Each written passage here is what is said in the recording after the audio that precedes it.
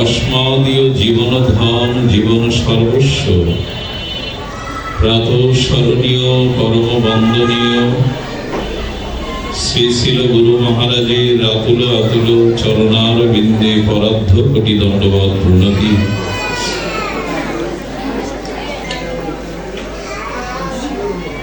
समागत श्री भगवानेर एकांत अनुरागी हरिकथा प्रेमिक साधुजन भक्तजन वैष्णवजन महंतजन सुधीजन ज्ञानीजन श्रद्धाशिला धर्मशिला देवी मूर्ति भगवत मूर्ति मातृशक्ति मातृगण समागत सकल भक्तचरणे सश्रद्ध दंडवत प्रणति।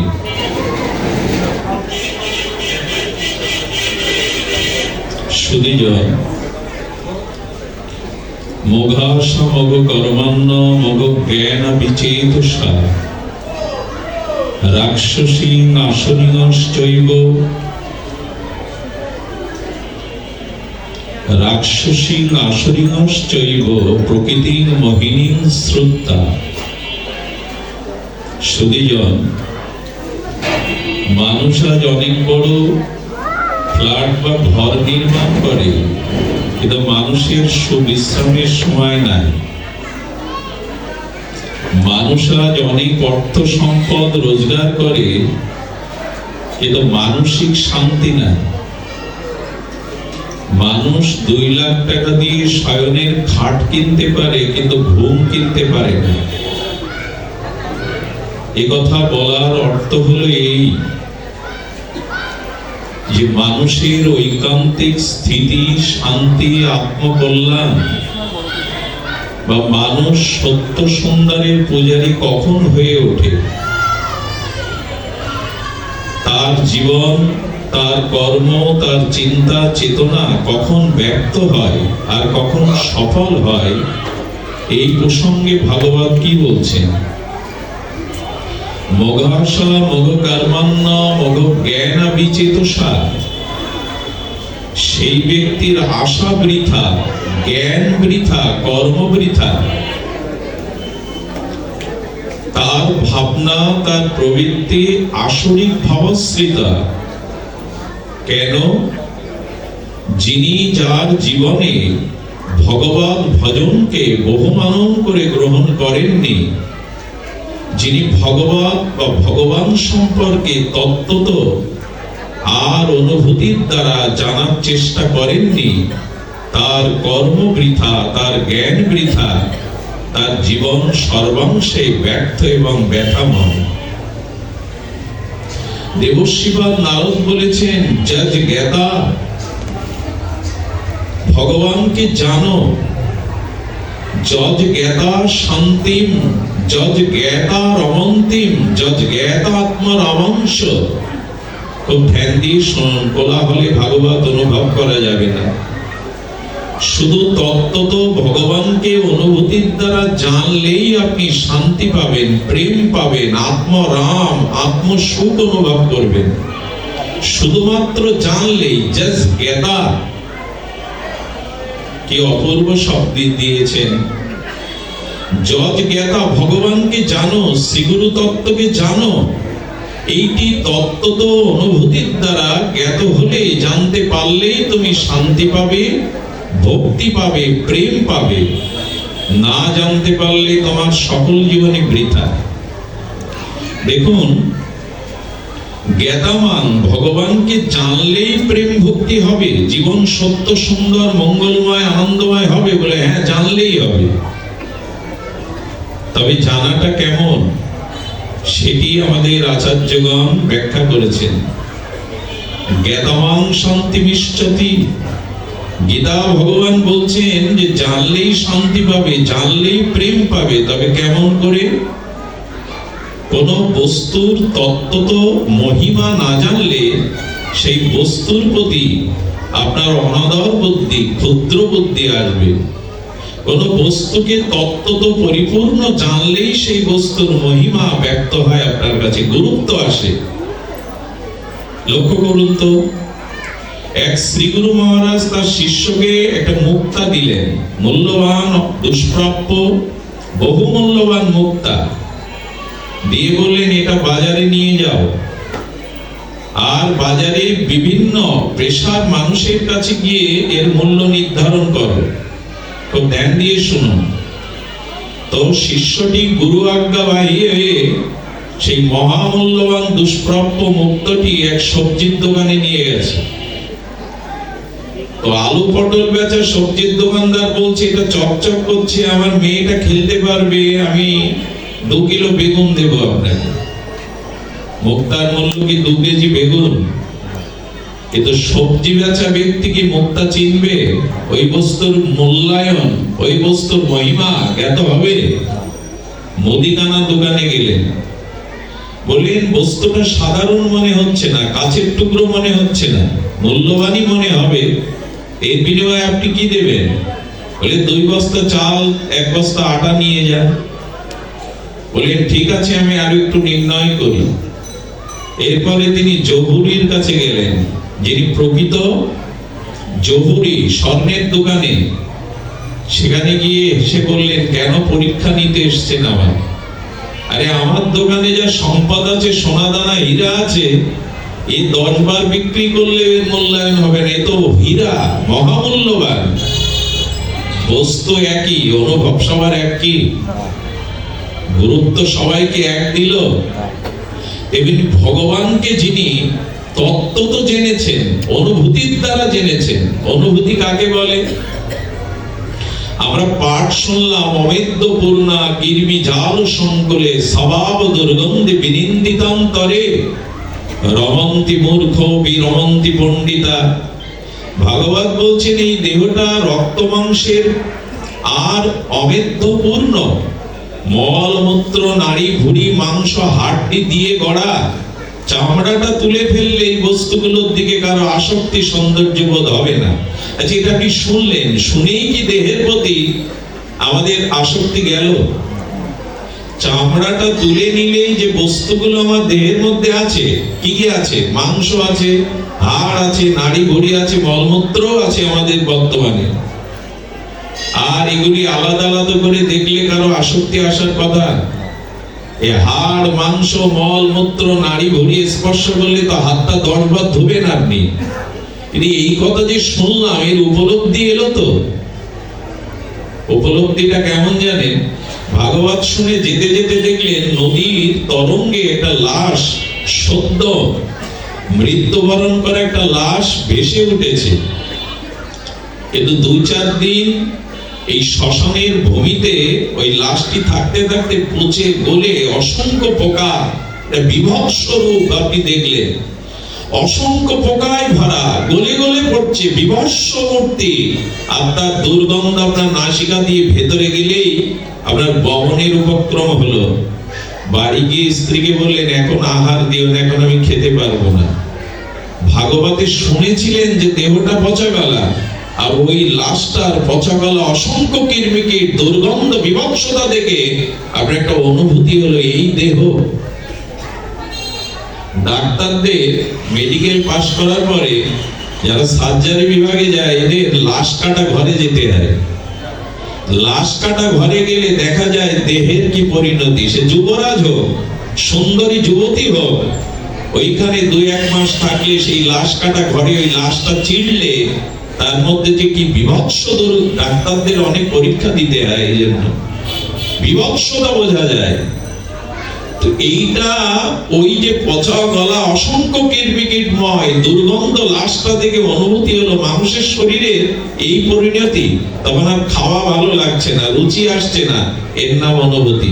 শুনেছেন, রুচি আসেনি, ওই দৃশ্যটা দেখে হৃদয়ে যে অনুভূতি এসেছে, তখনই আপনার অরুচি ধরে গেল, খেতে ভালো লাগছে না।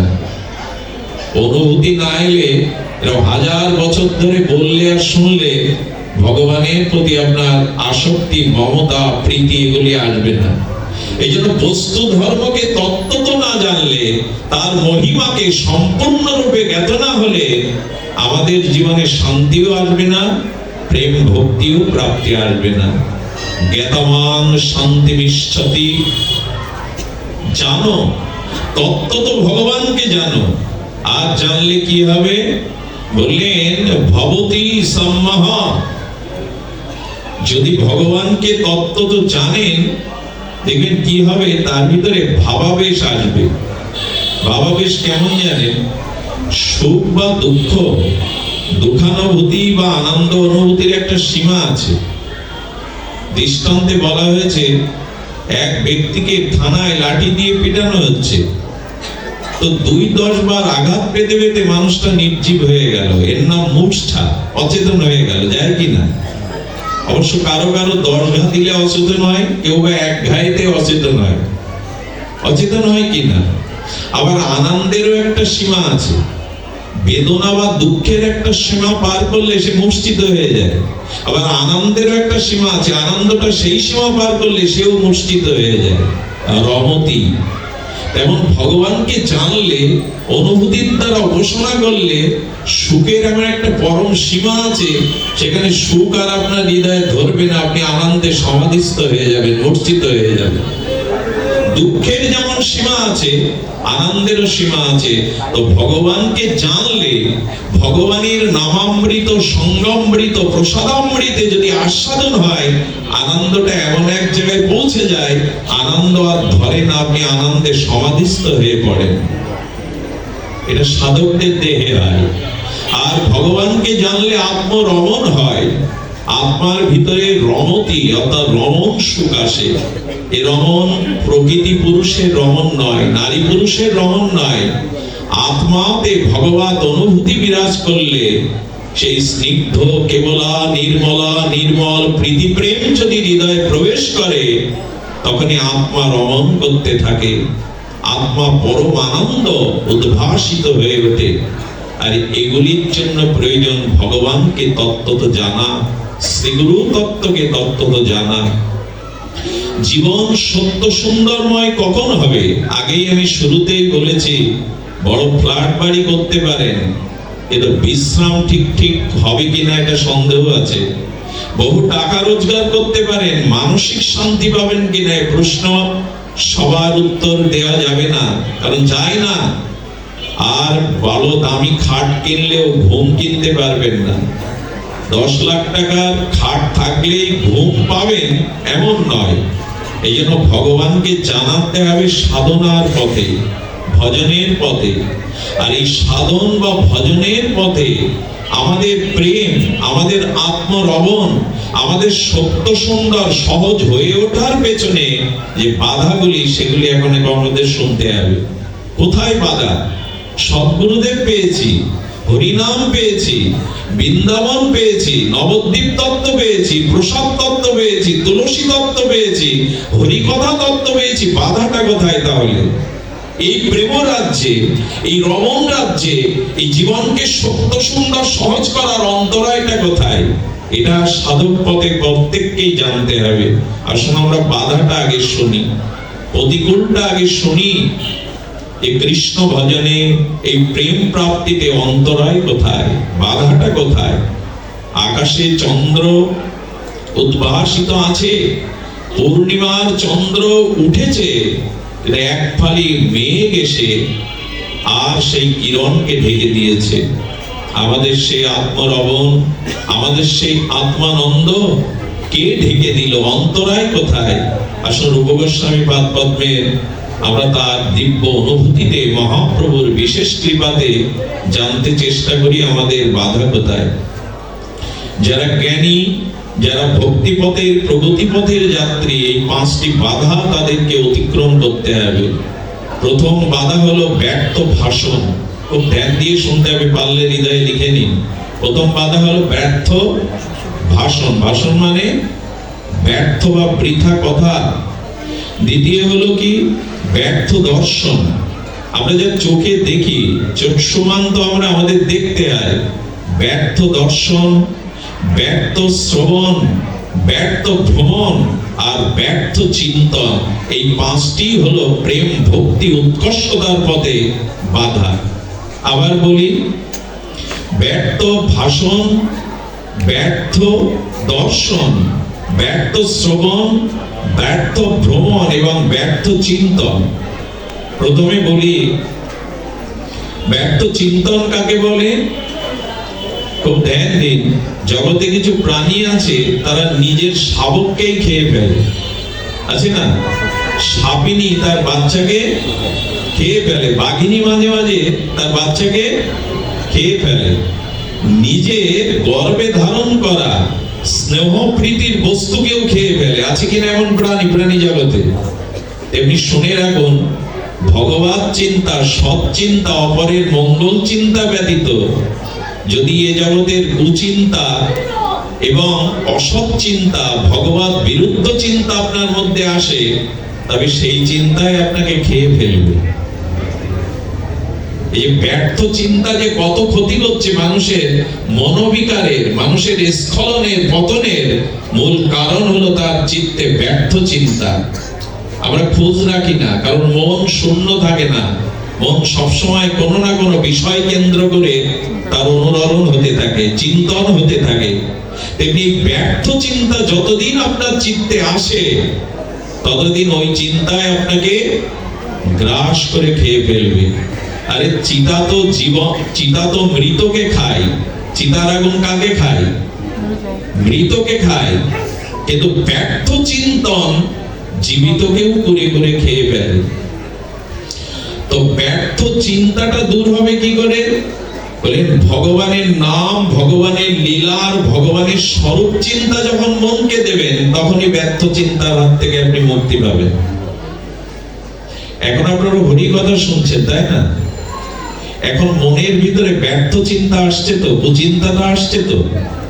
আমি বহুবার বলি, এখানে নারী পুরুষ একই সহাবস্থানে আমরা বসেছি, কিন্তু আমাদের মনে এখন বিকার চিন্তা আসছে না। একটাই কারণ, যেখানে হরি কথা, যেখানে হরির লীলা, যেখানে শ্রীহরিকে স্মরণ করা হয়, সেখানে ব্যর্থ চিন্তা আনবার কোনো সুযোগই থাকে না।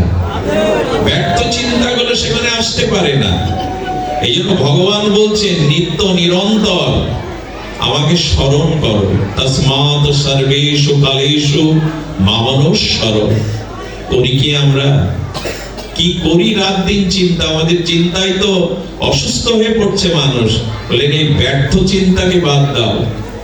ব্যর্থ দর্শন, এই যে চোখ দিয়েছে ভগবান কি দেখতে, তখন এইগুলি বাধা। খুব হই হুল্লোড় করে গড়াগড়ি দিলে হবে না। ভক্তি এরকম জিনিস নয়।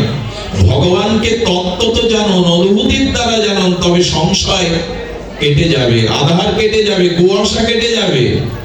আমরা আবেগে ধর্ম করে চলেছি, তত্ত্ব তো কি হচ্ছে সেদিকে দৃষ্টি হয়ে আমাদের এত অনুষ্ঠান, এত যজ্ঞ, এত ভাগবত পাঠ, মনুষ্য সমাজের পরিবর্তন নাই।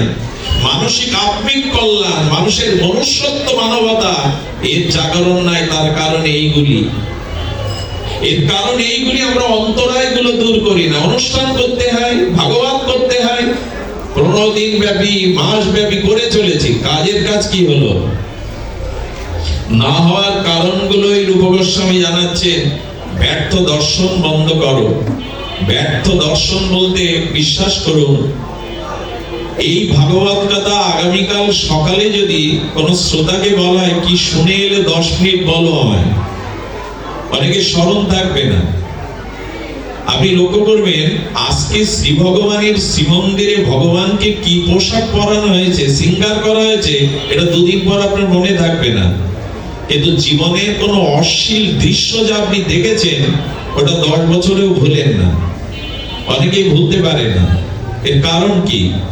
বলো, দর্শনের মধ্যে দিয়ে আমাদের চিত্ত অপরাধ বোধ জাগে। দর্শনের মধ্যে দিয়ে পাপ বোধ, অপরাধ বোধ আমাদের চিত্তে জেগে যায়। সুধীজন, এই জন্য বললেন, ব্যর্থ দর্শনকে বাদ দাও। এই চোখ ভগবান দিয়েছেন দেখতে, তবে সবকিছু দেখতে নয়। কি দেখতে বলেছেন? বলেন, ব্যর্থ দর্শন এই ভ্রম যাবে যদি ভগবানের মূর্তি আর ভগবানের কোন দাস্য প্রকৃত ভক্তকে দেখেন, তখন ব্যর্থ দর্শন দূর হবে, আর কিছু দেখতে ইচ্ছা করবে না। যাহা যাহা নেত্র পড়ে, তাহা তাহা কৃষ্ণ স্ফুরে। রাধারানী জীবনে দ্বিতীয় কোন পুরুষকে দেখেননি, সবার মধ্যেই তিনি তার ইষ্ট স্ফূর্তি হয়েছে। আচ্ছা, লাল চশমা চোখে দিয়ে দেখলে প্রকৃতিতে কি দেখেন? নীল। কি দেখেন? রংটা লাল। এই জন্য যে দৃশ্য বলি আপনি সামনে দেখেন সবই লালময় হয়ে যায়। এর কারণ কি? এর কারণ একটাই, যার কাছে দৃষ্টি যেমন তার সৃষ্টি তেমন। কি বলা হলো শব্দটা? যার দৃষ্টি যেমন তার কাছে সৃষ্টিটা তদরূপ। এই জন্য সৃষ্টি বল্লভার দায়িত্ব আমাদের হাতে না, আমাদের দৃষ্টি বল্লভার দায়িত্ব আমার। জগৎকে আপনি আপনার মনের মতো করে করতে পারবেন না, এই জগৎ তেমন নয়। হিংসা, বিদ্বেষ, বিভৎসতা দিয়ে এই জগৎ চলছে। আপনি জগৎকে বদলাতে পারবেন না, সৃষ্টিকে না বদলিয়ে আপনি আপনার দৃষ্টিভঙ্গিকে বদলান। কি দেখবেন এটা আপনার উপরে নির্ভর করে। কিছু মনে করবেন না, এই দর্শনে আর সমগ্র পাপগুলো আমাদের মধ্যে প্রবেশ করছে। একটু সতর্ক হতে হবে সুধীবৃন্দ। এর মধ্যে দিয়ে সাধু, মহাত্মা, গৃহী, জ্ঞানী, ভক্তিযোগীর পতন ঘটছে শুধুমাত্র ব্যর্থ দর্শনের দ্বারা। আর এর জন্য সর্বপ্রথম দায়ী হলো আমাদের এই যন্ত্রগুলি। এই যে অত্যাধুনিক এই যে যন্ত্রগুলি যখন থেকে এসেছে, সেখান থেকেই মানুষের দর্শনের দ্বারা পাপ, হিংসা, মানুষ যা দেখে তাই শেখে। আমি বলছি না নেট, মোবাইল বন্ধ করুন, এগুলো প্রয়োজন, এছাড়া আপনি এক পাও চলতে পারবেন না। আমি একটা প্রবচনে বলেছিলাম, বৃষ্টিকে বন্ধ করা কারো সাধ্য নেই, কিন্তু বৃষ্টিতে ভিজবেন না, ছাতা ধরাটা আপনার সাধ্যের মধ্যে আছে। মোবাইল, নেট বন্ধ করার পক্ষে নয় কেউ, এটা দরকার, কিন্তু তার থেকে বাঁচবার জন্য সুসংস্কার দরকার, চেতনা দরকার। বৃষ্টি বন্ধ করা আপনার আমার ক্ষমতায় নাই, কিন্তু বৃষ্টিতে ভিজব না, ছত্র ধরাটা এটা আপনার উপর নির্ভর করে। সন্তানদেরকে, এদেরকে এই ব্যর্থ দর্শন থেকে বাঁচানোর জন্য এই ভগবত জ্ঞান দিন যে জীবনের মহা ধ্বংস, প্রলয়, পাপ, অপরাধ ঢোকে এই দর্শনের দ্বারা।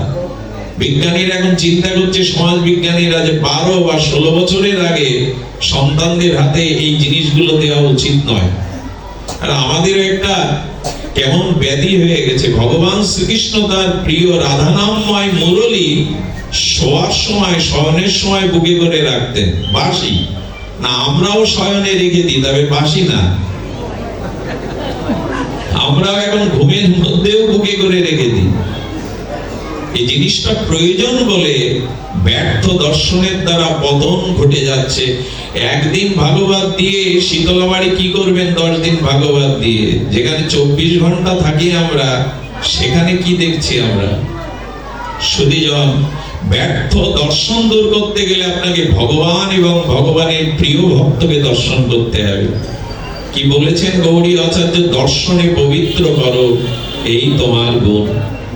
মাধাইকে যখন কৃপা করলেন নিত্যানন্দ প্রভু বললেন, মাধাই, হেন পাপ নেই তোরা করিসনি, লোকের ঘরে আগুন দিয়েছিস, পশুদের হত্যা করে খেয়েছিস, মদ ও মদমত্ত হয়ে শ্রেষ্ঠকে অবজ্ঞা করেছিস, তবে শুনে রাখ, এই নবদ্বীপে একদিন তোদের দর্শন করলে অপবিত্র জ্ঞান করে মানুষ স্নান করে গৃহ প্রবেশ করত।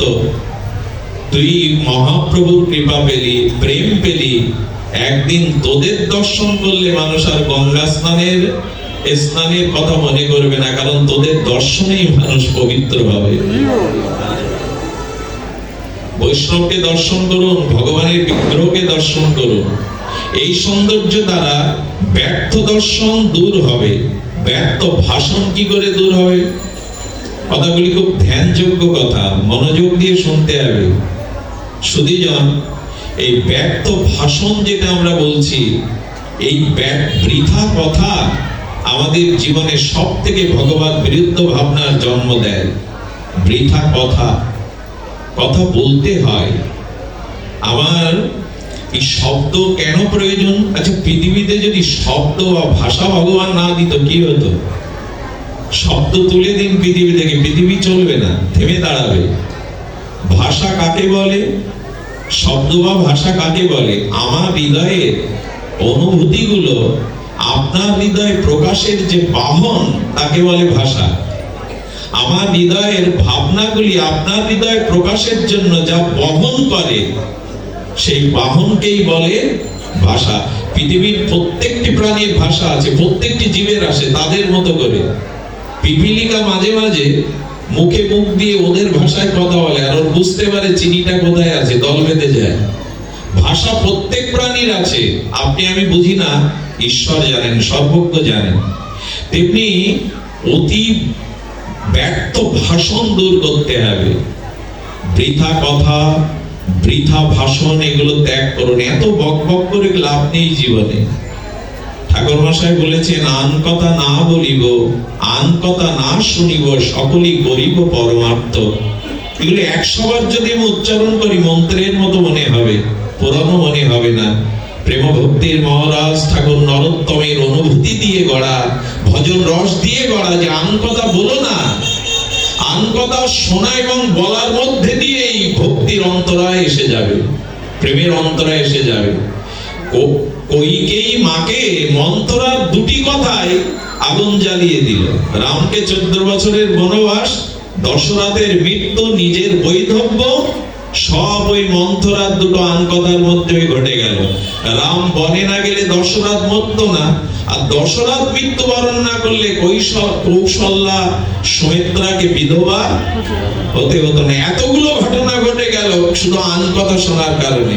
হ্যাঁ, রাম রাজা হলে তুই দাসী হবি? আরে ভরতকে রাজা কর। এই আন কথা কইকেই কৌশল্যার থেকে বেশি ভালোবাসতো রামকে। দেখুন, ভরত যখন আসতো দেখতো কৌশল্যার কোলে নেই, কইকেয়ীর কোলে রাম। শিশুকালে, শৈশবে কইকেয়ী কম ভালোবাসতো না।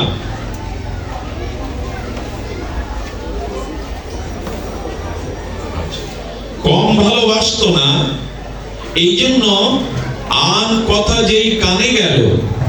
মনে থাকার আগে বলি, অত্র মন্দিরে, গোবিন্দ মন্দির, মায়ের মন্দিরে নির্মাতিন, অবশ্যই আপনারা আনুকূল্য করবেন। এই পত্র অনেকে বলতে পারেন কি লিখে দিল, কৌতূহল থাকতে পারে। আপনারা সহযোগিতা তো করছেন। খুলনা মহানগরীতে অনেক মন্দির, কিন্তু অতি প্রাচীন এই শীতলাবাড়ি মন্দিরের এর আনুকূল্য তো করবেন। আমরা আপাতত ভক্তির আনুকূল্যে যাই। আন কথা বলার প্রয়োজন নাই জীবনে। দিবস যামিনী, আবল তাবল কত পাঁচাল পাড়িতে পারো। কিরকম জানেন? 5-6 জন বিষয়ী লোক যদি আন কথা শুরু করে, প্রথমে বলে আমার বড় জামাই প্রফেসর, পাশে যারা শুনতে থাকে আন কথা বলে মেজো জামাই, শুরু হয়ে গেল। বলে মেজো জামাই এখন অমুক থানার ওসি, বলে তাহলে ছোট জামাই নিশ্চয়ই অমুক, শুরু হয়ে গেল। কি প্রয়োজন আছে? এই জন্য দয়া করে যেখানে হরি কথা নাই ওই জায়গা থেকে চলে যাবেন। নিজেকে যদি বাঁচাতে চান, যেটুকু পুণ্য আছে, যেটুকু শুদ্ধতা হৃদয়ে আছে, সর্বনাশের হাত থেকে বাঁচবার জন্য ব্যর্থ ভাষণ দূর করুন। বৃথা কথা বলে কোনো লাভ নেই। এটা আয়ু ক্ষয়, ভক্তি ক্ষয়, আর এর মাধ্যমে আমাদের চিত্ত দোষ চলে আসে। তাই বৃথা ভাষণ এটি দূর করবার জন্য আমাদের কি করছেন বলছেন, ব্যর্থ ভাষণ নিবৃত্তি হয় কিসে? খুব লক্ষ্য করুন, ভগবানের গুণানুবাদে। যদি ভগবানের গুণ, অসমাদ্য মহিমা বলতে থাকেন, ভগবানের কথা যখন বলবেন দেখবেন বিষয় কথা জিহ্বায় এসে আড়ষ্ট হয়ে যাবে, অন্য কথা বলতে। আচ্ছা, যারা সারাদিন কেনা বেচা করে, স্বপ্নের মধ্যেও তারা কেনা বেচা করে কিনা বাবু? স্ত্রী বলে থাকে তুমি ঘুমের মধ্যেও দেখি দোকানদারি করো, হবে না এই দামে। সারাদিন ওই বলেছে তো, এটা মনে ছাপ পড়েছে। উকিলও মাঝে মাঝে মনে হয় জেরা করতে থাকে স্বপ্নের মধ্যেও। তার মানে ভগবানের গুণানুবাদ এবং যদি সংকীর্তন করেন, হরিনাম সংকীর্তন উচ্চেশ্বরে, হরিনাম সংকীর্তন যদি করেন এবং ভগবানের গুণানুবাদ যদি করেন, তাহলে ব্যর্থ ভাষণ আপনার জীবন থেকে চলে যাবে। আরে থাক না বাবা, ব্যর্থ ভাষণ চলে যাবে। সুধীজন ধ্যান দিন। এই জন্য ভগবানের গুণগাথা যেখানে নাই সেখানে যাওয়ার প্রয়োজন নাই। সর্বনাশটা কইকেয়ীর হলো, আপনার আমার যেন না হয়। আচ্ছা দেখুন, যুধিষ্ঠিরের মতো ধর্মজ্ঞ প্রাজ্ঞ স্ত্রীকে বন্ধক রাখে জুয়া খেলায়। আচ্ছা, আমরা যুধিষ্ঠিরের কাছে যদি প্রশ্ন করি, আপনি ধর্মরাজের পুত্র, স্বয়ং ধর্ম আপনার মধ্যে দিয়ে প্রকট হয়, আপনি দ্রৌপদীকে জুয়া খেলায় বন্ধক রাখলেন, এর উত্তর কি? এর উত্তর হলো শকুনির এই যে বিষয় কথাতে আবিষ্ট হয়ে গেছিল। আচ্ছা, যখন পাশা খেলা হয় ওখানে কৃষ্ণ ছিল না, কৃষ্ণ থাকলে এই পাশা খেলায় ওদের হাঁটতে হতো না, 12 বছর বনবাসেও যেত না। কথা কেমন করে জানেন? বৃথা কথা জাল সৃষ্টি করে মানুষের মধ্যে, আপনাকে আটকে দেবে। আর একটা দশা হয়েছে এখন, দেখবেন বাড়ি কথা বলার লোক নেই, আমার বক বক করতেও শুনবে না, এই জন্য মানুষ পাড়ায় কারোর সাথে পরিচিত হয়ে নেয়। গ্রামগঞ্জের পাড়ায় অন্যের বাড়ি চলে যায় শুধু কথা বলার জন্য। পাড়ায় কারো কাছে সাজ না পেলে মোড়ের দোকানে চায়ের দোকান আছে, ওইখানে বসে বক বক করতে যায়। এটা খুব প্রয়োজন। প্রয়োজন কার জানেন? ভগবানের গুণানুবাদ যার মধ্যে নেই, ভগবানের সংকীর্তন যার মধ্যে নেই, সে ব্যর্থ ভাষণ দেবেই। এদের থেকে দূরে থাকুন। রোগ যেমন ছোঁয়াছে না, এদের থেকেও দূরে থাকুন। আর কি বলছেন? ব্যর্থ ভ্রমণ। ব্যর্থ ভ্রমণ আমরা করি। ব্যর্থ ভ্রমণ আমাদের জীবনে বিভ্রান্তি এনে যায়। ভ্রমণ না হলে, ভাবুক না হলে দার্শনিক হওয়া যায় না। কিন্তু দেখবেন ব্যর্থ এই যে ভ্রমণ, এই ভ্রমণ কি হয়? এই ব্যর্থ ভ্রমণ আমাদেরকে বিভ্রান্তিও করে দেয়। এই জন্য ব্যর্থ ভ্রমণ দূর হবে যদি আপনি শ্রীমন্দিরে গতাগতি করেন, ভগবানের মন্দিরে বা যেখানে ভক্ত সঙ্গ হচ্ছে সেখানে যান, আপনার ব্যর্থ ভ্রমণের যে স্প্রিয়াটা এটা নষ্ট হবে। সুধীজন, এই জন্য জীবনের লক্ষ্যকে স্থির করার জন্য আরেকটি কি বলেছেন আমরা শুনলাম, ব্যর্থ শ্রবণ। এই আরেকটি জিনিস, ব্যর্থ শ্রবণ মানে হরি কথা ব্যতীত, সৎ কথা ব্যতীত বিষয় কথা শ্রবণ। এই বিষয় ব্যর্থ শ্রবণ কথা থেকে মুক্তির একমাত্র উপায় ভাগবত শ্রবণ। শ্রী ভাগবত শ্রবণে এই দোষ দূর হয়ে যাবে। যারা হরিকথাকে কর্ণে দিয়েছেন, নিত্য নিরন্তর হরিকথা শ্রবণ কীর্তন করেন, তাদের ব্যর্থ শ্রবণ দূর হবে, অন্য কথা তাদের জ্বালা সৃষ্টি করবে। আপনাদের মনে আছে মুচুকুন্দ ভগবানকে দর্শন করে আর ভগবান তাকে বর দিতে চাইলেন।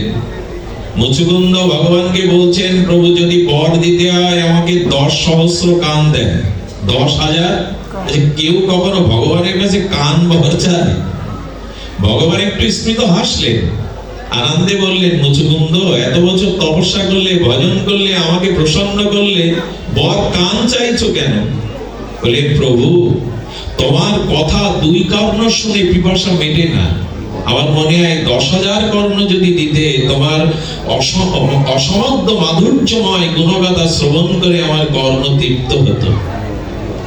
আচ্ছা, ভাগবত বলতে গেলে আমাদের তো একটু দর্শন ভাবনা চাই। 10,000 কানে একটা দেহে ধরবে? পা থেকে মাথা পর্যন্ত। আমরা মানুষকে বোকা বানাতে আসি না তো, ভাগবত যুক্তি দিয়েছেন, বলো 10,000 কান, গোপীরা চেয়েছেন কোটি আঁকি দিল না বিধি। আচ্ছা, রাধারানী বললেন আমাকে গোবিন্দ দর্শনের জন্য, ত্রিভঙ্গ মুরারি ঠাম ব্রজেন্দ্র নন্দনকে দেখার জন্য কেন 2টি চোখ দিল, কেন কোটি আঁকি দিল না? বলছেন না, কোটি আঁকি দিল না বিধি, দিল মাত্র 2, তার মধ্যে নিমেষ দিল কি দেখিব মই। রাধারানীকে আমরা যদি প্রশ্ন করি 1 কোটি আঁকি যদি তোমায় দেয়া হয়, ধরবে তো দেহে? পা থেকে মাথা পর্যন্ত 1 কোটি চোখ। এর উত্তর কি দেবে রাধারানী? তুমি যে 10,000 কান চাইলে, 10,000 কান অঙ্গে ধরবে তো? সেট করা যাবে তো? মুচুকুন্দ উত্তর দিয়েছেন দার্শনিকরা ওনার অন্তরের অনুভূতি দিয়ে, বলেন 2 কানেই যাতে 10,000 কানের শ্রবণের আকাঙ্ক্ষা জাগে তাই দিয়ে দাও। 2 চোখে যাতে কোটি আঁখির পিপাসা জাগে তোমার রূপ দেখবার জন্য, ওই 2 চোখে কোটি আঁখির তৃষ্ণা দিয়ে দাও, পিপাসা দিয়ে দাও। বলে আর কি চাই? বলে প্রভু 10,000 কর্ণ দেবে, তবে ওই কর্ণের ছিদ্র যেন কখনো বুঝে না যায়। লক্ষ্য করবেন, সমুদ্র সমুদ্রে নদ নদীর জল যত প্রবেশ করে সমুদ্র কি নিষেধ করে আর এসো না? আর আসলেও কি উপচিয়ে পড়ে যায়?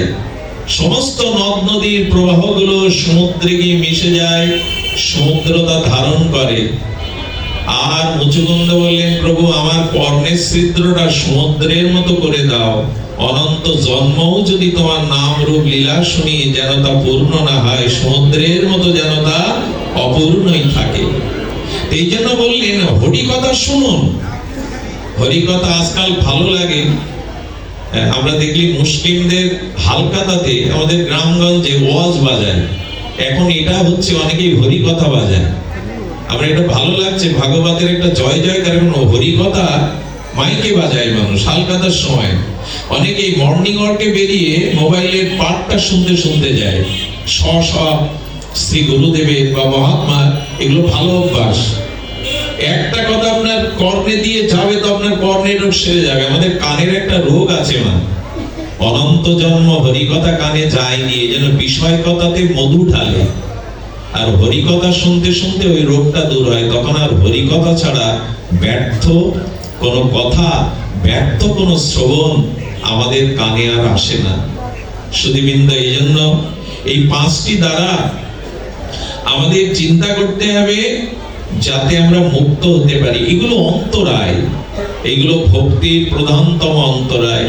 যদিও একটু শুষ্ক কথা, কিন্তু আমাদের মধ্যে এটা আসা চাই। সুধীবৃন্দ, আর আমাদের পাঁচটি বিষয় হলো ভক্তি প্রেম থেকে আমাদের দূরে সরে নিয়ে যায়। একটু ধ্যান দিয়ে শুনুন, একটু ধৈর্য দিয়ে শুনুন।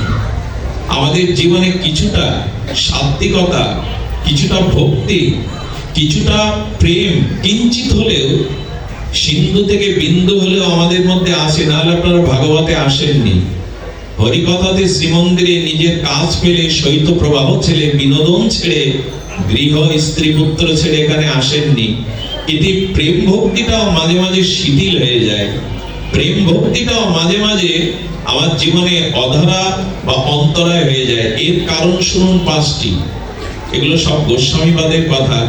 প্রথমে বলছেন যে পাঁচটি বিষয়ে প্রেম ভক্তির শৈথিল্য আসে। অনেক সময় দেখবেন কবিগুরু অবশ্য বলেছেন, রবীন্দ্রনাথ, কথাটা আমার খুব হৃদয়ে লাগে, মাঝে মাঝে তব দেখা পায়, চিরদিন কেন পায় না, কালো মেঘ আসে হৃদয় আকাশে, তোমারে দেখিতে দেয় না। এই ঋষি কবি বলছেন মাঝে মাঝে তব দেখা পায়, চিরদিন কেন পায় না। তার কারণ কালো মেঘ এসে, অর্থাৎ মাঝে মাঝে হৃদয়ে যে প্রেম জাগে, হরিনামে আসক্তি জাগে, আবার ওটা অরুচি হয়ে যায়। এটা কারণ কি? এটার কারণ পাঁচটি জিনিস। বলে বহু গ্রন্থ অভ্যাস। যদি বহু গ্রন্থ পড়তে শুরু করেন তখন আপনার ভিতরে কি হবে? প্রেম ভক্তি শিথিলতা এসে, যুক্তি তর্ক এসে হাজির হবে। এই কথাটা অনেকে মেনে নিতে পারে না, কিন্তু আচার্যরা বললেন নিজের প্রেম ভক্তির অনুকূল গ্রন্থ ব্যতীত বহু গ্রন্থ অভ্যাস করতে যাবেন না। তাতে কি হবে জানেন? এক জীবনে একটা পয়ার, একটা শ্লোকের অর্থ ভাগবতে আমরা নিতে পারি না, তো বহু গ্রন্থের অর্থ কি করে নিতে যাব? আচ্ছা, নৌকাতে যদি অতিরিক্ত বেশি জল উঠে যায় কি হয়? অল্প জল থাকলে পার হওয়া যায়, বেশি পরিমাণ জল উঠলে তেমন বহুবিধ গ্রন্থ যদি আপনি অধ্যয়ন বা অভ্যাস করেন, করে কেন জানেন? পাণ্ডিত্যের জন্য। বক্তব্য দিতে হবে তো বহু দৃষ্টান্ত দরকার।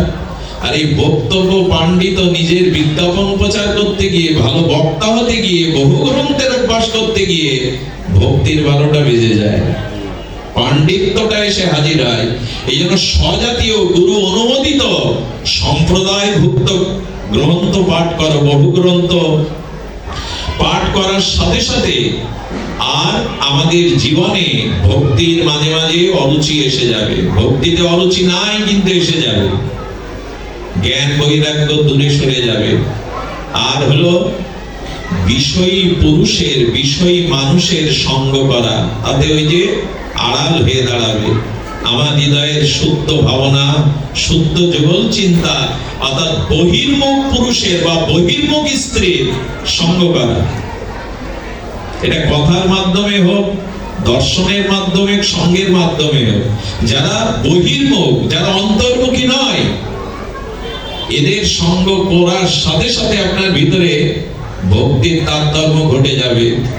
আচ্ছা, খাদ্য দুইজনের সামনে দেয়া আছে, ক্ষুধাও দুইজনের আছে, একজনের রুচি হচ্ছে না কেন? একই খাদ্য, দুজনের ক্ষুধা আছে, একজনের রুচি হচ্ছে না কেন জানেন?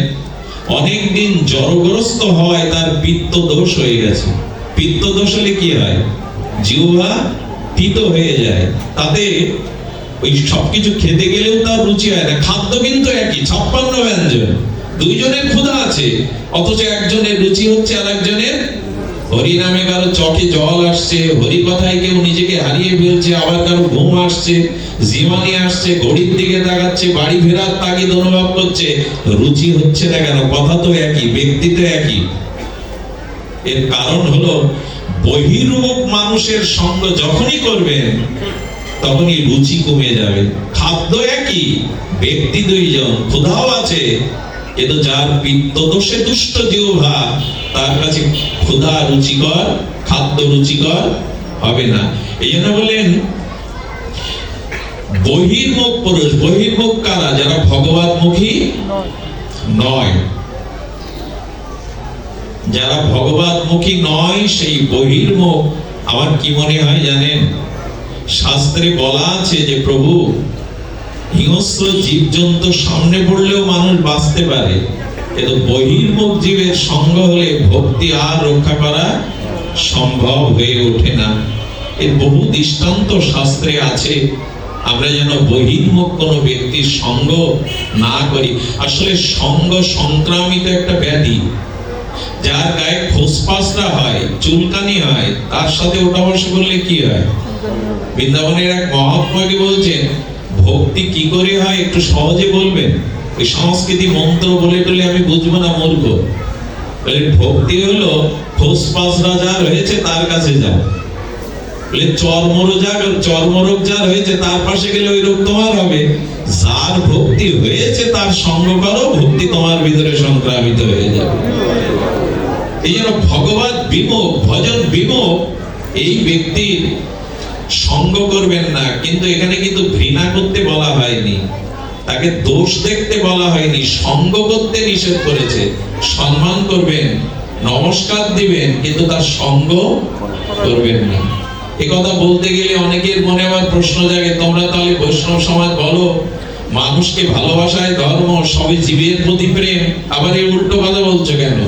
আসলে সঙ্গ করতে নিষেধ করা হচ্ছে, সমালোচনা করতে বা তাকে দোষ দর্শন করতে বলা হয়নি। নিজেকে বাঁচানোর জন্য সম্মান করো, প্রণাম করো, জয় গুরু, হরে কৃষ্ণ, জয় নিতাই বলো, কিন্তু সঙ্গ করো না।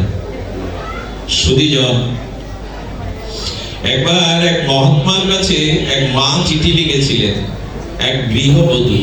কথাটা অপ্রাসঙ্গিক নয় এই প্রসঙ্গে, এই জন্য বলছি। বলেন, বাবা, আমি যে ঘরের বধূ হয়ে এসেছি সেই শ্বশুরের দৃষ্টি স্বভাব ভালো না, আমি কি করব? আমাকে এক ঘরেই থাকতে হয়, সাধুদের কত প্রশ্নের উত্তর দিতে হয়। তো সেই সাধু লিখেছে, মা, শ্বশুরকে রান্না করে খাবার পাঠাবে, জামা কাপড় কেচে তার ঘরে পাঠাবে, সবকিছু সেবা করবে দূর থেকে, কিন্তু একান্তে তার সান্নিধ্যে বা সামনে যাবে না। এটা হলো বাঁচবার উপায়। সে তোমার গুরুজন, সংসার থেকে তুমি দূরে অন্য জায়গায় যেতে পারছো না, তার সেবা, তার বস্তুগুলো পাঠাবে, কিন্তু তার সম্মুখে যাবে না। তো তেমনি আমি ছাড়তে পারছি না, এই সমাজে বাস করতে হয়, চলতে ফিরতে তো হয়, কিন্তু দয়া করে সঙ্গ করবেন না যারা বহির্মুখ ব্যক্তি, টেনে নিয়ে যাবে। পাহাড়ি নদী, প্রবল স্রোত, ওখানে হাত ডোবাতে যাবেন, আপনাকে টেনে নিয়ে যাবে। কিছু কিছু বস্তু একবার প্রবল বাতাস হচ্ছে, গাড়ির বাইরে হাত বের করবেন না। যাদের হাত দুর্বল, ওই প্রবল বাতাসে হাতটা ভেঙে যেতে পারে, হাড়গুলো ভেঙে যেতে পারে। এক ক্রিয়ার শক্তি আছে, তো স্রোতের তো একটা শক্তি আছে। বহির্মুখী ব্যক্তির সঙ্গ করলে ওই স্রোতে আপনাকে টেনে নিয়ে যাবে। কটা হলো? 3টা। ভক্তির অন্তরায় কথা ভালো লাগে না, এত এরকম কথা, শুষ্ক কথা ভালো লাগে না। তো আমরা পরে আসছি, আগে তো বাধাগুলো দূর করি, আগে রোগটার অন্তরায়গুলো জানি। এই জন্য বললেন বহির্মুখের সঙ্গ থেকে পরিত্যাগ করতে হবে। আর একটা জিনিস বলি, লিখে নিন, দয়া করে লিখে নিন। অতিরিক্ত আসক্তি যে ব্যক্তির সংসারের প্রতি, রূপ যৌবনের প্রতি, ভোগের প্রতি যার অতিরিক্ত আসক্তি, মাত্রা অতিরিক্ত, এর সঙ্গ থেকে দূরে থাকুন। মাত্রা অতিরিক্ত যার বিষয়ে আসক্তি, তার থেকে বলছেন দূরে থাকতে। আর একটা জিনিস হলো যে বহু উপদেশ দাতা নিজে কিছু করে না, অথচ উপদেশ দেওয়ার বেলায় সে একেবারে বড় পণ্ডিত। আসলে এখন উপদেশ নিতে চায় না কেউ। একবার রেল যাত্রায় আমার সৌভাগ্য হয়েছিল, দুর্ভাগ্য কি সৌভাগ্য জানি না, একজনের দাঁত কামড়াচ্ছে, দাঁতে ব্যথা উঠেছে, কামড়ার মধ্যে 30 জন লোক তার চিকিৎসা করলো। ওই 30 জনই যেন চিকিৎসক, আর ওই কেবল রোগী বলছে পেয়ারার পাতা একটু জল করে ভটকিরি দানা দিন, কেউ এই টুথপেস্ট ব্যবহার করুন। 30 জন ডাক্তার রোগীকে বলবে। এখন উপদেশ যারা নিজে আচরণ করে না, এদের উপদেশ শুনতে গেলেও আপনি বিভ্রান্তিতে পড়বেন। এদের উপদেশ শুনলেও আপনি বিভ্রান্তিতে পড়ে যাবেন। সুধীবৃন্দ, এই জন্য বহু উপদেশ দাতা যারা আচরণশীল নয়, তাদের উপদেশ শুনতে গেলেও আমাদের ভক্তি বিরুদ্ধতা এসে যাবে। সুধীবৃন্দ, শাস্ত্রে বারবার বলেছেন যে দেখুন, হাত, পা, চোখ, এই জিনিসগুলি চঞ্চল হতে দিয়েন না, তাহলে অনুরাগ ভক্তির কমে যাবে। খুব সাধারণ কথা, কিন্তু জীবনে প্রয়োজন। কি বলছেন? দৃষ্টি, হাত, পা এবং চক্ষু। কটা হলো? 4টে বলা হলো। হস্ত, পদ, চক্ষু এবং শাস্ত্রে বলেছেন পা। হস্তপদ তো আগে বলা হলো। দৃষ্টান্ত হচ্ছে এগুলি যদি চঞ্চল হয়ে ওঠে, তবু হরিকথাতে, হরি নামে, ভগবত লীলা স্মরণে একটা চঞ্চলতা আসবে। এই জন্য সাধুরা মানুষের অঙ্গভঙ্গিমা দেখেই, আচার্যগণ মানুষের চলাবলা দেখেই বলে দেয় এর সাথে কিছুক্ষণ সময় কাটাতে হবে কিনা, এর সাথে কিছুক্ষণ কথা বলার অধিকারী কিনা। প্রথমে শাস্ত্রে বলছে যারা দেখবেন পাঠে আছে, এই বাবা এই কালেকশনটা এখন করো না, আমি বললে তোমরা এসো, একটু পরে আসো, জয় রাধে, একটু ধ্যান দিন, কষ্ট পেও না, একটু পরে এসো, পরিবেশটা নষ্ট হবে। দেখবেন পাঠে আসে, অথচ ডান দিকে, বাম দিকে, উপরের দিকে, নিচের দিকে বারবার তাকাচ্ছে। বলে এটা দৃষ্টির চঞ্চলতা, এরা নিচে পারে না কিছু, এরা কিছু নিতে পারে না। এই দৃষ্টির চঞ্চলতা আপনাকে এই স্থান থেকে অন্যদিকে নিয়ে যাবে। বললেন দৃষ্টির চঞ্চলতা। আর বলছেন কেউ বসেছে, অথচ দেখবেন পায়ের চঞ্চলতা কেমন। বলে পাটা বিস্তার করে বসা, চলার সময় পায়ের অঙ্গভঙ্গিমাটা ভিন্ন করে চলা, কিছুটা বলে যে অন্যের অনুকরণ করে, অন্যের দেখা দেখি, অন্যের মতো করে নিজেকে, নিজের স্বাভাবিক চলাটা ভিন্ন করে অন্যের দেখা দেখি স্টাইলে বা অন্যের ঢং করে চলা যাকে বলে, এতে বোঝা যায় তার চিত্ত চঞ্চল হবে। তো এই জন্য চক্ষু এবং পা। আর শাস্ত্রে কি বলেছেন? বলছেন যে এগুলো মায়ার দ্বারা আসে। আপনার চিত্ত চঞ্চলতাও ভগবানের অন্তরায়ের কারণ হয়ে দাঁড়ায়। কত বলা যায়, অন্তরায়ের কথা বলতে ভালো লাগে, আমি তা বলতেও আসিনি, কিন্তু দয়া করে যেগুলি বললাম, আসুন এর থেকে আমরা নিজেকে একটু বাঁচাই। আজকে অনেকেই প্রশ্ন করছেন, দাদা এত নাম যজ্ঞ, এত ভাগবত, এত পূজা পার্বণ, এত মঠ মন্দির, কিন্তু আমাদের জীবন প্রকৃত অর্থে ঘটছে কই? আমি বলবো এই অন্তরায়গুলো সরিয়ে দিন, মেঘটা সরে যাক, চাঁদের স্নিগ্ধ কিরণ জ্যোৎস্না, জগৎ আবার প্লাবিত হবে। চোখের আড়াল থেকে পর্দাটা সরে যাক, আবার সূর্য দৃশ্যমান হবে। এই অন্তরায়গুলো আপনার জীবন থেকে অপসারিত হোক। ভক্তি আপনার ভেতরেই আছে, কোথা থেকে আনতে হবে না। নিত্য সিদ্ধ কৃষ্ণ প্রেম সাধ্য কবু নয়, প্রেম আপনার ভেতরেই আছে, শুধু জাগাবার দরকার। এই অন্তরায়গুলো দূর হলেই আপনার স্বাভাবিক প্রীতি, সহজ সাধ্য প্রীতি, ভক্তি জেগে উঠবে। আপনাদের পরিসমাপ্তির দিকে আসার আগে বলি, জীবন সম্পর্কে একটু সচেতন হন। একটা জন্মদিনে আমাকে নিমন্ত্রণ করা হয়েছিল, তো তাকে বলা হলো যে আমাদের জন্মদিন প্রতিদিন। অবাক হয়ে আমার কাছে প্রশ্ন করা হলো, প্রতিদিন কারো জন্মদিন হয়? একটা জিনিস শুনুন, আমরা মৃত্যু এবং জন্মদিনটা আমাদের প্রতিদিনই হয়। আমি বলছি না, আচার্য বলেছেন। খুব অভিনব রসাস্বাদনে আচার্যগণ বলেছেন এই তত্ত্ব কি। আচ্ছা, মৃত্যু কাকে বলে এটা জীব গোস্বামীর ভাষায় জানি। প্রতিদিন কিন্তু আমাদের জন্ম হচ্ছে, আলাদা করে জন্মদিন অনেকেই পালন করেন না। তার কারণ হলো জন্মদিন আমাদের প্রতিদিন হচ্ছে এবং মৃত্যু দিনও আমাদের প্রতিদিন। ব্যাখ্যায় আচার্যরা বলছেন কেমন। মৃত্যু শব্দের অর্থ বলেছেন মৃত্যুর অত্যন্ত বিস্মৃতি।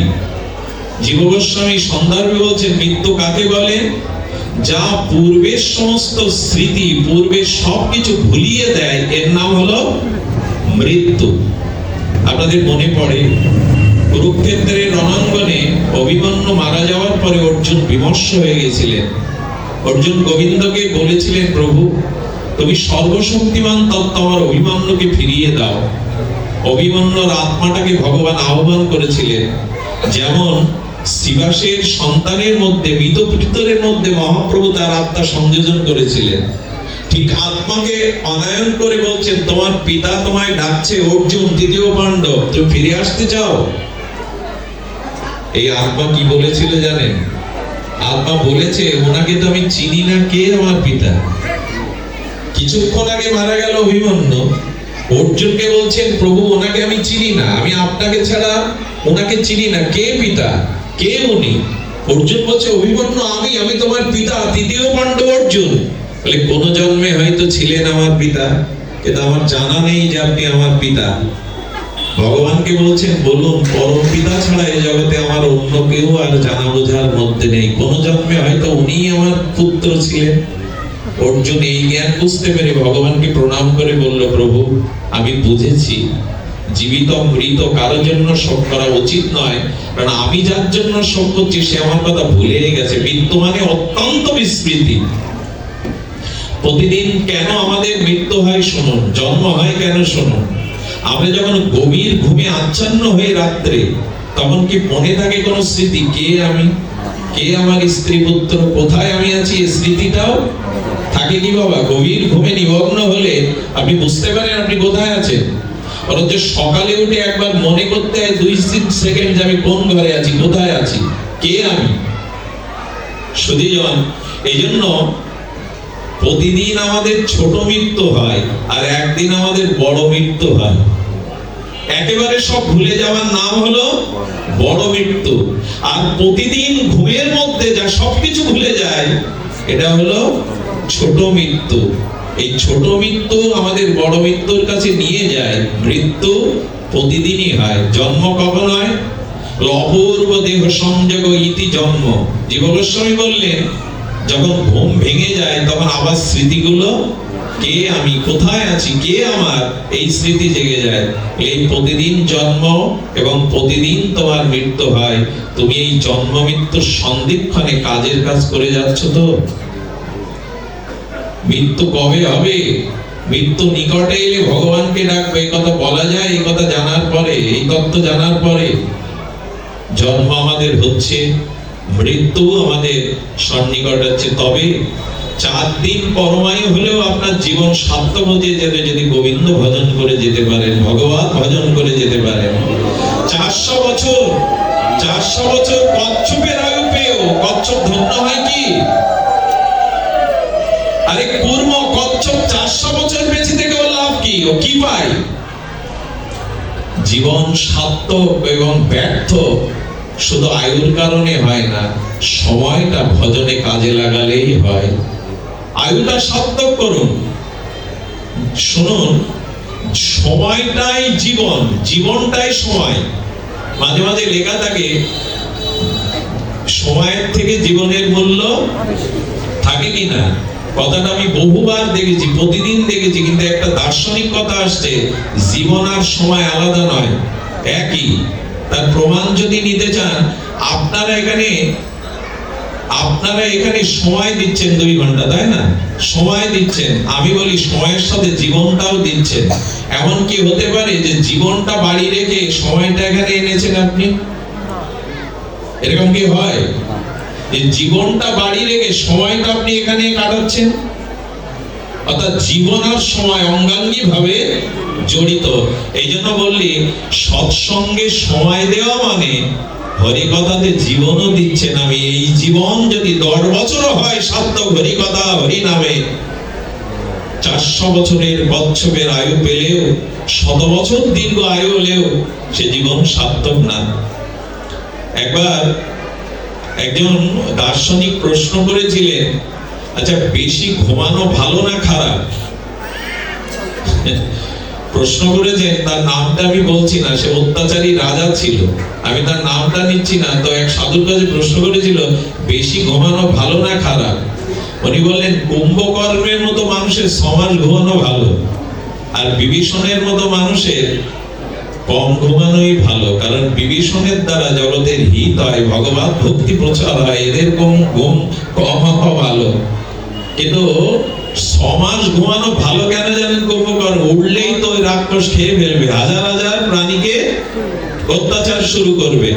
এই জন্য বললেন তাদেরই জেগে থাকা ভালো যারা নিজে জেগে অন্যকে জাগাচ্ছেন।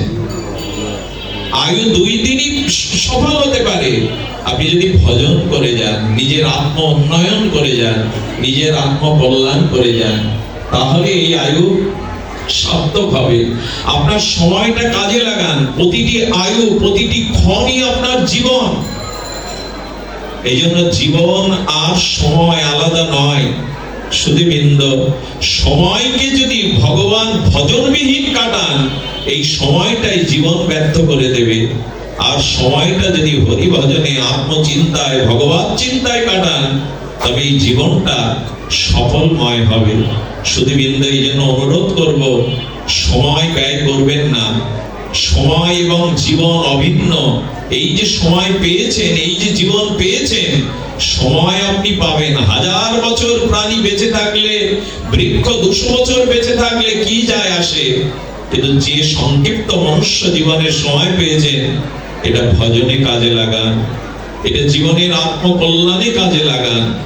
পরের দোষ, পরের সমালোচনা এটা করে সময় কাটাবার জন্য এই বিবেক প্রধান জীবন আপনি পাননি। এই ভগবত প্রধান মনুষ্য দুর্লভ জন্ম আপনি পাননি। আর এই জীবন কাটানোর জন্য সময় কাজে লাগান। দেবতা হয়েও যদি হুঁশ না থাকে, তা আপনি নহুঁশ হয়ে যাবেন। ভাগবতে নহুঁশের চরিত্র আছে। দেবরাজ ইন্দ্রের পদ পেল, অথচ ইন্দ্রাণীকে বিয়ে করার জন্য কামনায় সর্প হয়ে জন্মাতে হলো। আরে দেবরাজ ইন্দ্র হয়ে কি করবে যদি হুঁশ না থাকে আপনার?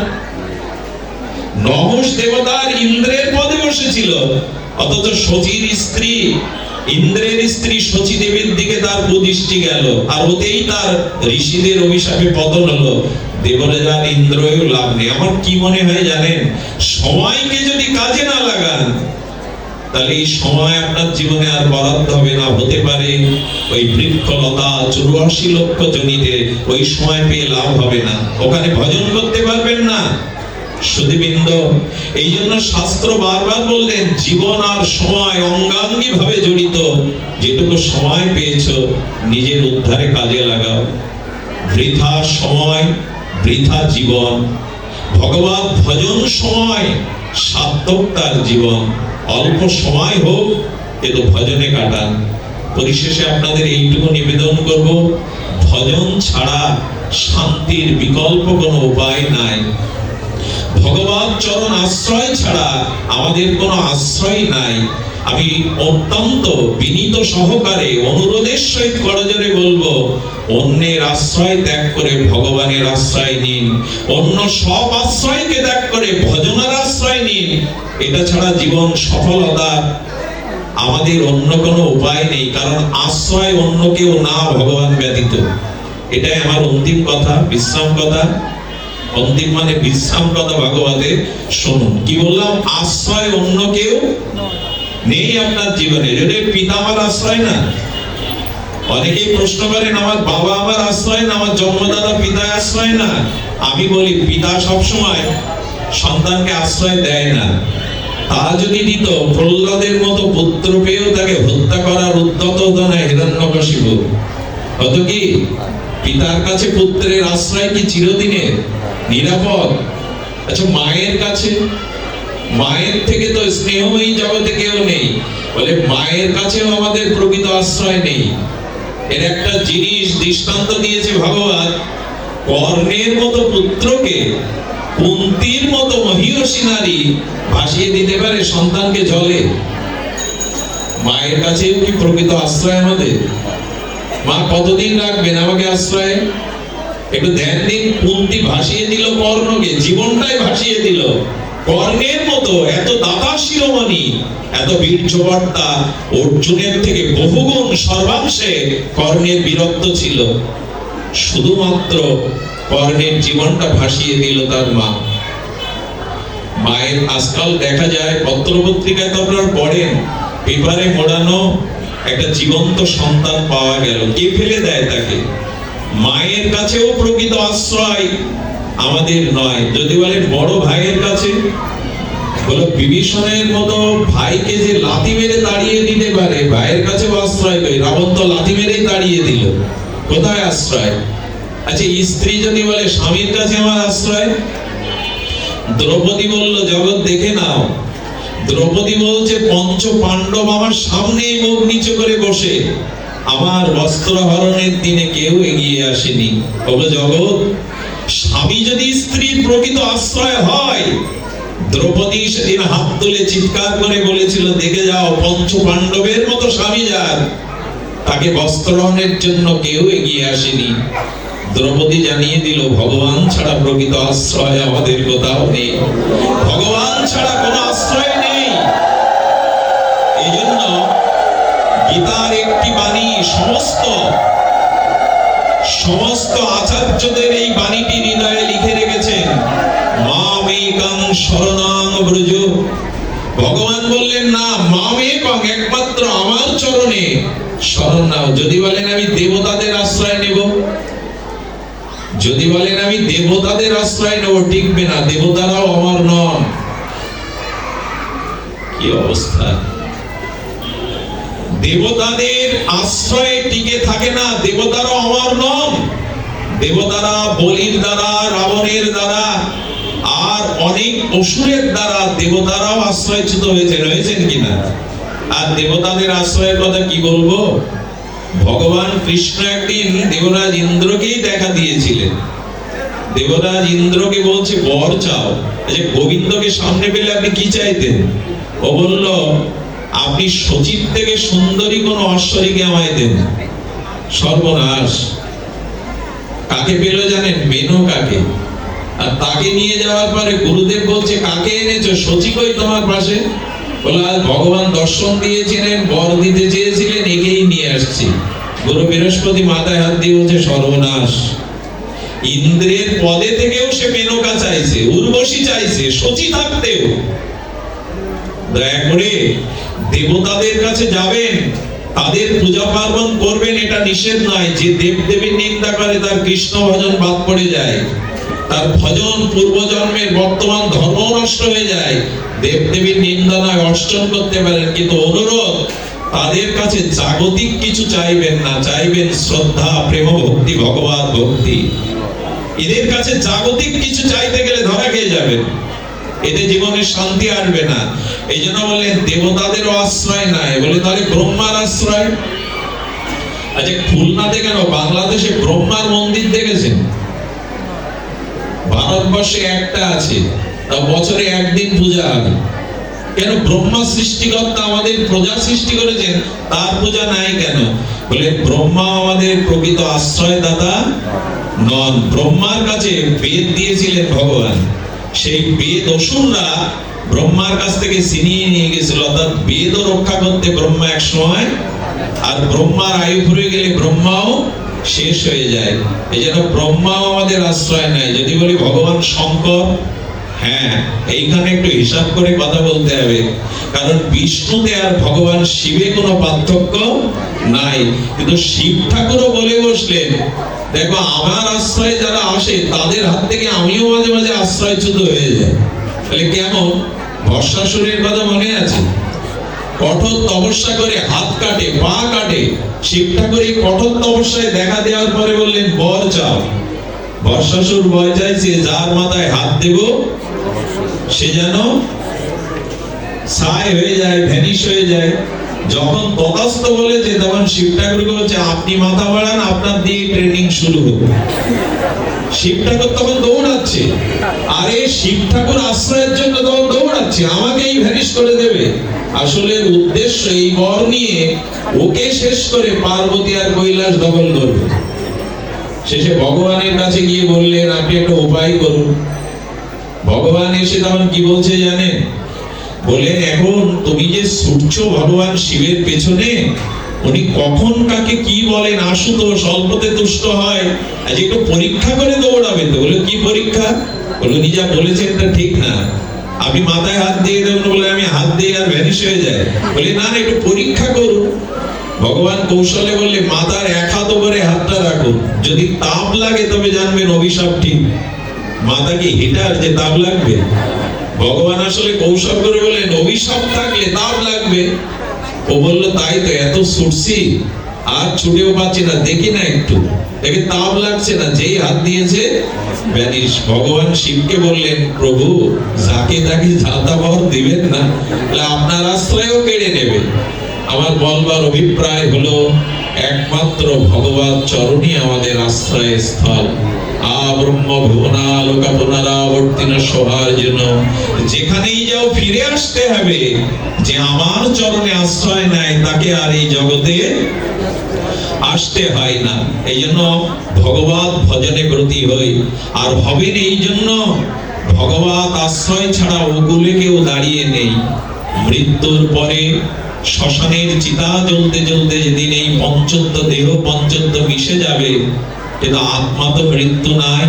এই জীবাত্মাকে সাথে করে, কর্মকে সাথে করে মৃত্যুর ওপারে স্বয়ং ভগবানই দাঁড়িয়ে বলবেন, এই দেখ, তোর টাকা ব্যাংকে আছে, জমি জমির জায়গায় আছে, স্ত্রী চৌকাট পেরিয়ে রাস্তা পর্যন্ত এসেছে, আর গোয়ালে গরুগুলো বাঁধা আছে, অলংকার গুলো আছে সিন্ধুকে, আর বন্ধু বান্ধব যারা এসেছে শ্মশানে শেষ পর্যন্ত থাকবে না, অনেকেই চলে যাবে কাজের দোহাই দিয়ে।